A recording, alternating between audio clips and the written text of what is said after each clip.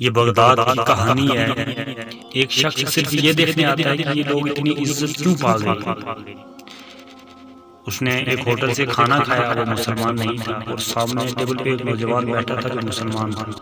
اس نے محسوس کیا یہ ہمارے شہر سے نہیں ہے۔ اس نے کاؤنٹر پہ بل دیا، اور اس صاحب نے کھانا کھایا، کاؤنٹر پہ بل دینے گیا تو کہا اب ابھی لگا ہو گیا۔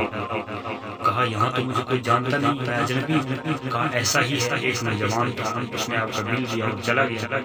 رکا اس لیے نہیں کہ آپ شکریہ کے لیے آگے بڑھیں گے، اس نے یہ بھی مناسب نہیں سمجھا کہ کہیں نفل کی غذا نہ بن جائے۔ وہ اس بات سے متاثر ہوا، پھر آگے ایک دکان پہ گیا، کوئی چیز چاہیے تھی تو اس نے کہا یہ چیز چاہیے، قیمت طے ہو گئی۔ دکاندار نے کہا، دکاندار پتہ ہے کیا کہتا ہے، بھائی اسی قیمت کی اسی معیار کی چیز تم سامنے سے لے لو، تمہیں کوئی پرابلم تو نہیں؟ کہا مجھے تو چیز چاہیے۔